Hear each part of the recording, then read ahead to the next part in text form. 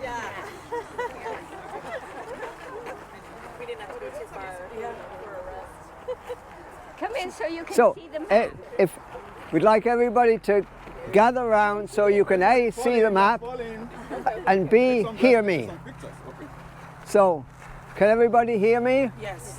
Good, thank you. I can't hear myself, but anyway, that's all right. So, this is Long Lake Provincial Park, and the whole park is as shown in this little inset, which is 5,000 acres, 2,000 hectares. It's Nova Scotia's second largest provincial park, and when it was declared in 1984, it was the largest provincial park in Nova Scotia. In fact, it was the first provincial park that was oriented principally towards conservation of nature rather than towards recreation. So it was the beginning of a movement back in 1984. The idea of having a park here goes back earlier than that, though, to the 1960s, when it was realized that Long Lake was not large enough to continue to supply water to the city of Halifax. And we'll see later something about the water supply infrastructure that exists. But at that time, when they realized that, there was a lot of discussion, well, what are we going to do with the watershed lands? And the overwhelming majority of people in Halifax said, make it into a park. That's the right thing. It's unspoilt because the land has been protected for the sake of having clean water. Therefore, the right thing to do is don't develop it, make it into a park. And that was a 1960s, late 1960s decision, which was implemented when this park was created legally in 1984. Some of us here are from Long Lake Provincial Park Association, and the association was formed in 1987 in response to the fact that the park had been created and then nothing happened. So those of us who are from the local community thought, you know, we're not going to get anywhere with this park unless we have a group who care for it, care about it, act as advocates for the park, and make sure that the community is involved in its management. So Long Lake Park Association has existed since 1987 for that purpose. And you can see here we are LLPPA, Long Lake Provincial Park Association, and this looks like a lovely map. This was actually installed by the association, not by the province. So although the province owns the park, the active management of this section of the park, which you can see marked here, is done by the association rather than by the province. Now you might think, oh, so the province gives you a big grant to do that, don't they? No, nothing. No, we do this because we love it, and it's important to us, and so we do what we do. We do get little grants, like if we need to repair the trail in a big way, we ask for some money. And of course the trail itself was made with provincial and federal money because it's a very costly thing, but also with a lot of support from, including some finances from the guy who built the buildings over there, Peter Polly of Polycorp, and the reason for putting in the trails was he wanted to improve the potential price of his properties, because you know people are more likely to want to come here if you build your place right next to a lovely park. So his motivation putting funds in, and he was quite honest about this. He says, look, I'm in it for what I can get out of it, but I'm willing to put in money. So he donated the trucks and the labor for the making of the trail, and the costs were covered elsewhere for it. Okay, I think that's enough. What we're going to do, I'll show you on the map where we're going to go. You are here, so that's where we are. We're going to walk to the Long Lake Dam, and then I'll interpret for you the dam itself, like when it was built, why it was built, and so on. Then we'll come back, and we're going to walk all the way to about here, where there's a quarry from which stone was extracted in the late 1800s. Not the stone for the dam, actually, but nevertheless it's the same kind of quarry. That quarry is abandoned now completely. And then we'll go a little loop around here, have a look at Withrod Lake, and then come back here. Well, in the interest of getting there, what we're going to do is go to the dam now, and I think it'd probably be good for all of us to have a vigorous hike to the dam. Go at a good pace, yep, and then we'll come back. At times you'll slow down. Okay.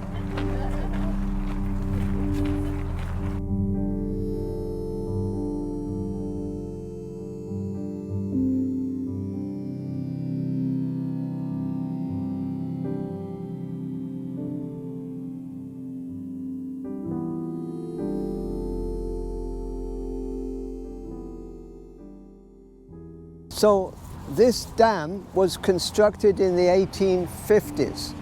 The exact date is not clear. I've been trying to find out, well, when did they actually build it? And it's listed as 1854, but I think that's when they started, and it takes a little while to build a big dam like this. It was the survey for this dam and the initial... Sorry? Yell at us. Oh, yell at you. The survey for this dam and the initial thoughts about its construction were by Charles Fairbanks. Thanks. Good, thank you, Marjorie. You see, I've actually got a cheat sheet of notes here, so I better get out my cheat sheet of notes. Okay, by Charles Fairbanks, and you probably know Shuby Park and the canal system, the same guy. And his first project was to survey for this dam. 1854, this dam was constructed, and it was raised a couple of times. So because they kept needing more water, well, stick the dam up a little bit more, and then dam another lake and run that lake into this one. So what they did back then was they raised the water level in this lake. It was actually two lakes originally, one called Beaver Lake and one called Cocked Hat Lake. And those two lakes, when they raised the water level, the two lakes fused together and became one. And initially it was called Beaver Lake. For some reason, unbeknown to me, perhaps lost in history, it then got called Long Lake, which was a bit of a, frankly, a stupid thing to do. Because how many Long Lakes are there in Nova Scotia? I know at least 6, and there are probably more than that. Whereas, how many beaver lakes are there? I don't think there are very many, probably only 1 or 2. There's a great number of both. Are there lots of beaver? Great number of both. Oh, both. Okay. Yes. Well. And round lakes. Yes. And Narrow lake. And rocky lakes. Right. Yeah. Yeah. First lake, second lake. Lots of those. Yeah. I think there's about 6 long lakes in Halifax alone. Alone? Yeah. Oh, there's one just down the road there, and there's a long pond down there. So anyway, it's not the brightest selection of names, frankly, for it, but it is long, which is true. And you can actually see to the end from here, just about. So as far as you can see water, that takes you to the end of the lake. I think it was raised about 30 feet by the construction of the dam. I'm not sure about that. Let me see. So, I'll read you my dates. Halifax, founded 1749, incorporated 1841. Halifax Water Company, founded 1844. So, in order to exploit the lake for the purpose of providing water to the city, a company was formed, and that was in 1844. The first water to the city of Halifax from this water supply system arrived in 1848. But it was actually from the chain lakes, because what happens is the water ran out of Long Lake along a channel to the chain lakes, and then from the chain lakes it went down pipes to the city of Halifax. But some water came directly from this lake because it's a bit higher, and because everything was gravity fed in those days, they didn't have pumps. Well, they did have pumps, but they didn't use pumps. The decision of the water company was to supply Halifax using gravity feed, which means you always had to find, if there's a higher place, you have to find a higher lake in order to supply it. So there we go. I think that's it. Oh, and I should mention at this point that there's a second lake way down there called Spruce Hill Lake that most people don't know exists, and it also has a big dam. And I find people who've lived here for decades and they don't know that there's a giant dam at Spruce Hill Lake. And when I came across it, I was just hiking through the woods. Oh my goodness, there's this giant dam in the middle of the forest. So anyway, that one, it has an interesting little bit of history about the Spruce Hill Lake. When they first made the dam, they didn't bother to clear away the trees. They just raised the water. Unfortunately, when that happened, all the vegetation decayed, went down to the bottom, and there was a massive bloom of blue-green algae. They didn't know they were blue-green algae at that time because they didn't know what they were, but we now know what it was, and the water became undrinkable for probably of the order of 10 years until they finally managed to drain the lake, clear out the vegetation, and then raise the water level again. And Halifax got water then from Spruce Hill Lake. And a pipe ran down from Spruce Hill Lake to the Chain Lakes, coming by Long Lake on the way. So there was a pipe in that case. But for Long Lake, there was just a channel that ran between the lake and the Chain Lakes. Well, I think that's about as much as I can say about the water supply.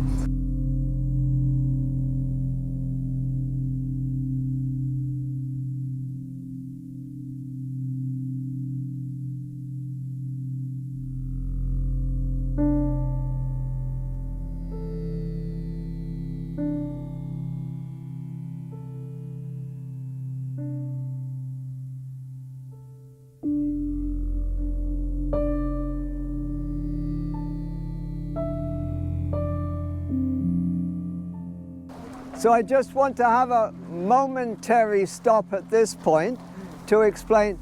First, the Long Lake Adventure Company operates a canoe and paddleboard and kayak rental outfit which makes use of the lake. Again, it's actually made by the same Peter Polly who did the trails, so he owns this adventure company. Who is run by his daughter. Which technically run by his daughter, yeah. But what this particular site is interesting because there was a pumping station here when we came to Halifax and lived along the way. There was a pumping station. By then it wasn't active because we came in 79 and by 1977 they didn't need to pump water anymore. But there was a pressurized line that came from this pumping station that was here. And after it was abandoned, there was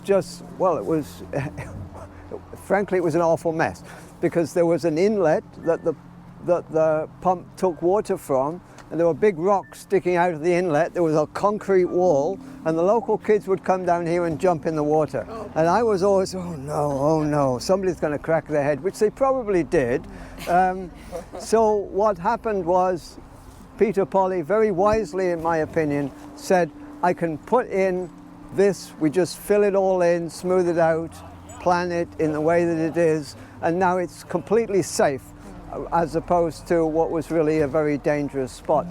Another factor here was that there was a little parking lot and people could come in and dump their garbage, and it drove the province crazy because this became an informal garbage dump. This is, of course, not now because people use it all the time. And the answer really to dealing with deterring random garbage dumping is you make sure lots of people are there and they see it happen and then it doesn't get done. So this is now a much improved site relative to the way it was when the park was first created.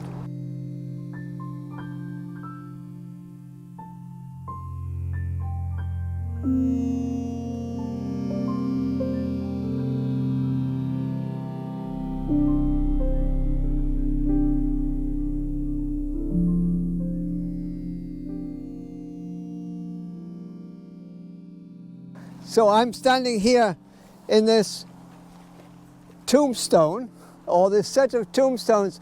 These are the remnants of a quarry that was here. The quarry itself is about 20 meters in that direction, so we can go and see the hole where the stones came from. when the trail was constructed, Peter Polly said there are all these interesting stones, they need to be interpreted. I'm going to stick them down in this spot here so that people can see them. So this is a modern construction, but from stones that were quarried in the 1800s.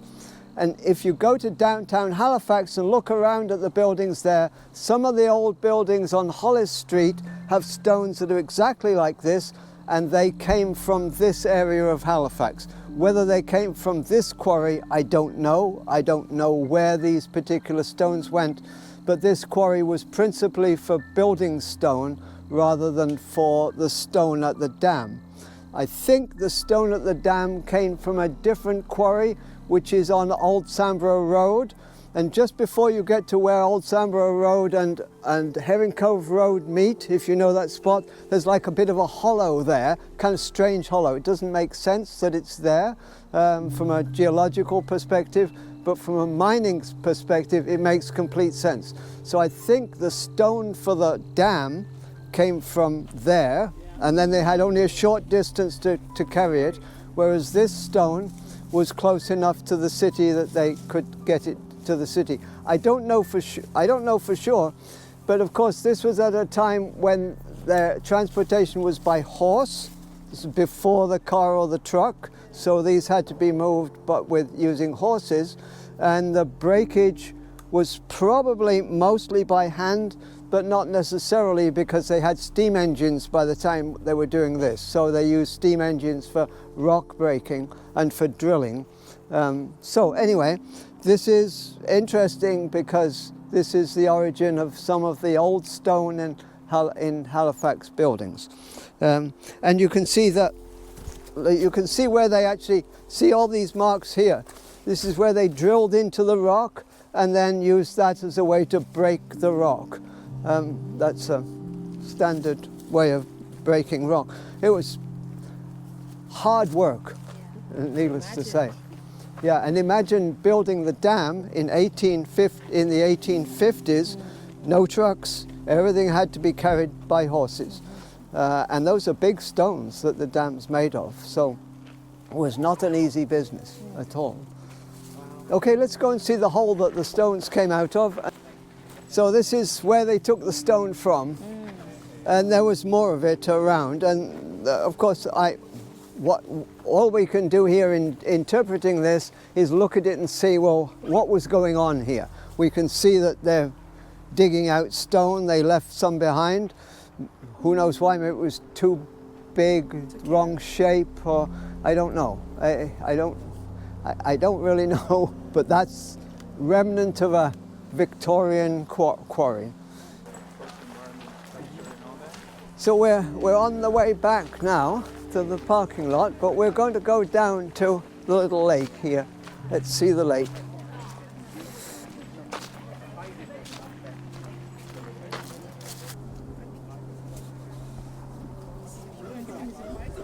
So this is a lovely little lake called Withrod Lake.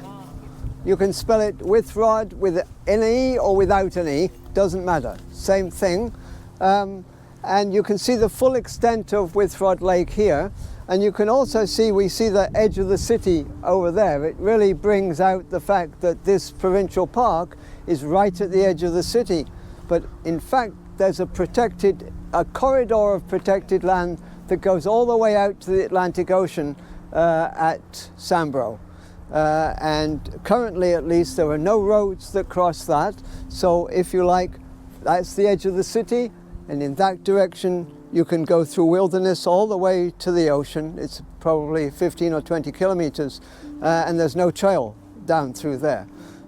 So it would actually be nice one day, I think, to be able to walk from here to the ocean at Samborough, but that's a dream rather than a reality. And I don't know what on earth would happen if you tried to make that dream into a reality. Probably somebody would come along and mess it up. So anyway, here we are. There are beavers in this lake. A couple of, at least I think 2 families perhaps of beavers in this lake. It's quite shallow and you can see the rocks all right around the edge. It's a nice spot for swimming. It's a nice spot if you're not into like heavy duty canoeing and you want to just have a little paddle around, it's a nice lake for that purpose too. And it's far enough away from the road we can barely hear the road. In fact, I'm deaf enough I can't hear the road. So this is I really like this lake. I think it's a beautiful little spot.